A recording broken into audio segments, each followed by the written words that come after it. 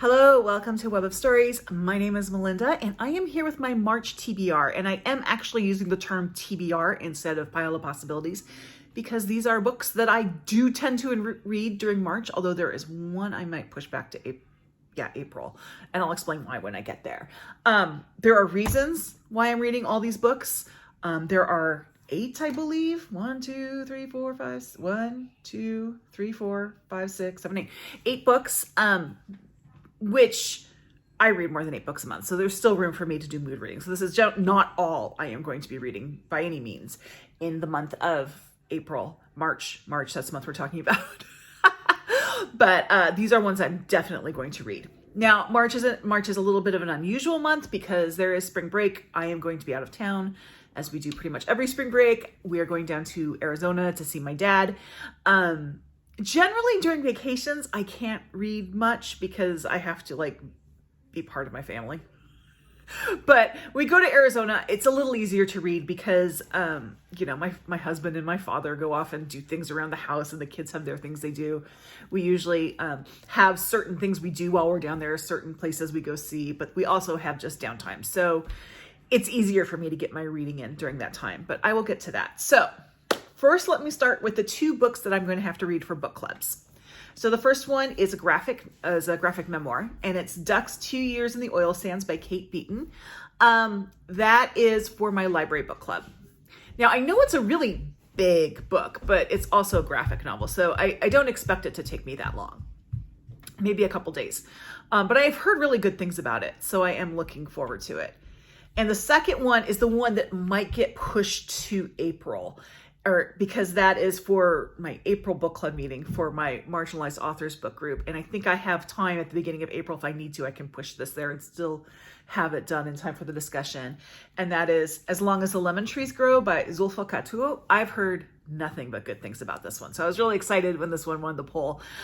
Even I was putting this list together and watching YouTube videos, and Talia at Bandana Book Mom mentioned it as a really good book about the Syrian refugee crisis. So it's all over the place. I think people know that. Now I have 2 sort of authors that I'm kind of reading through, and because they have very big books, I've kind of scheduled myself to read one a month from each author. One is Agatha Christie, and I started over a year ago reading Agatha Christie, and it was sort of informally once a month, but this year I just decided to make it kind of a formal thing once a month. So the book that I will be reading in March is Dumb Witness. It is a Perot.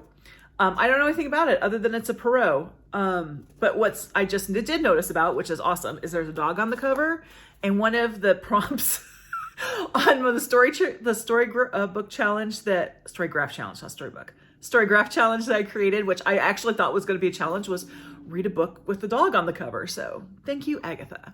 This also, obviously, both of the ones in here are going to count for March Mystery Madness. My whole reading life is Mystery Madness, so I don't really do anything special for March Mystery Madness. I might do something a little bit more if there weren't so many freaking things going on in March, but there are. So I do read mysteries, but I'm going to say they're for March Mystery Madness, but I'd be reading them if it were anything. And the second one is Donna Leon's Camarillo Brunetti series.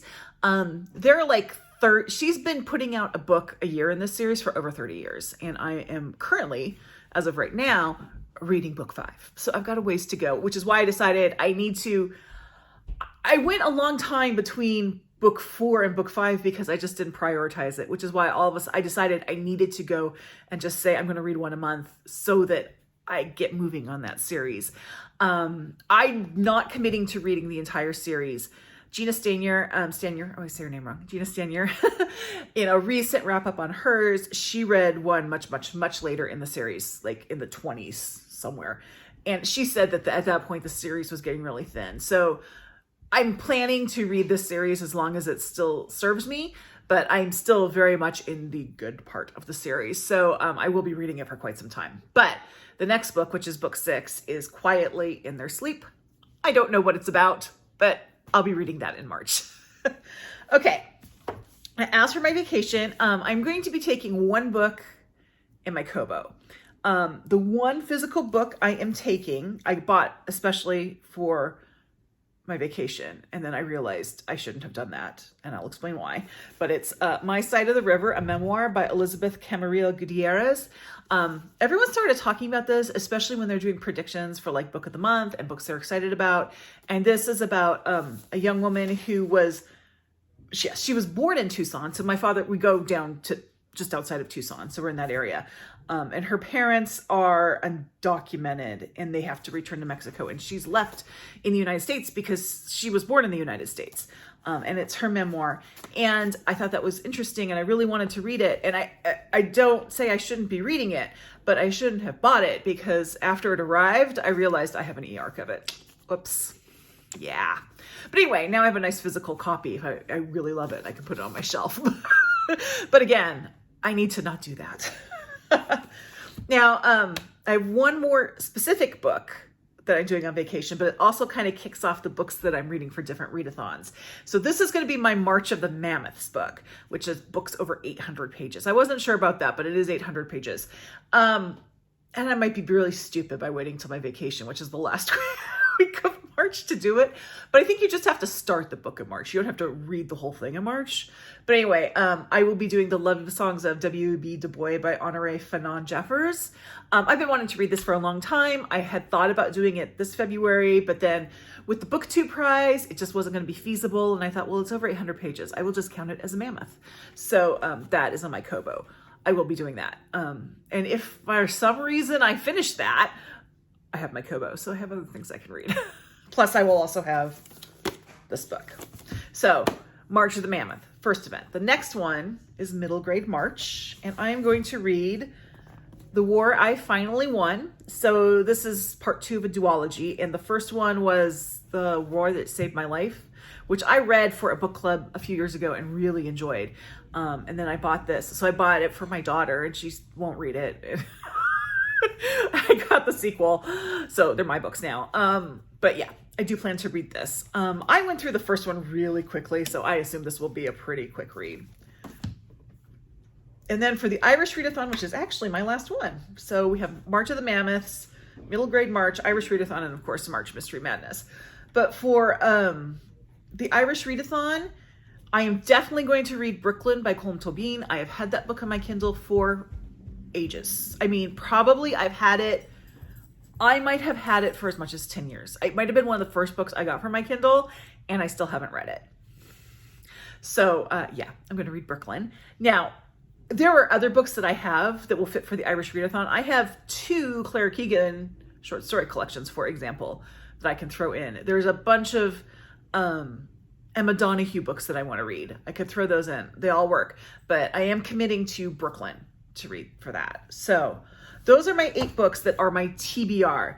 As far as my pile of possibilities, I could throw in some Irish books, as I just mentioned. I have a bunch of library books, ebooks on hold that, you know, I've kind of decided that what I'm going to do is basically alternate an owned ebook with a library ebook. So there'll be a library ebook in there. I don't know what it is. Depends on what hold comes up. So I'm getting all these holds come in. I have to keep delaying them over and over and over again until like I'm reading one of my own books, and then I will accept the first hold that comes in. I know I'm high maintenance, but what can I say? So yeah, but otherwise I'm trying to give myself room for mood reading. But yeah, I think March is going to be doable. I'll have at least 4, probably 5 of my booktube prize books done. It'll just be one that's left. And that one I should be at least in process of.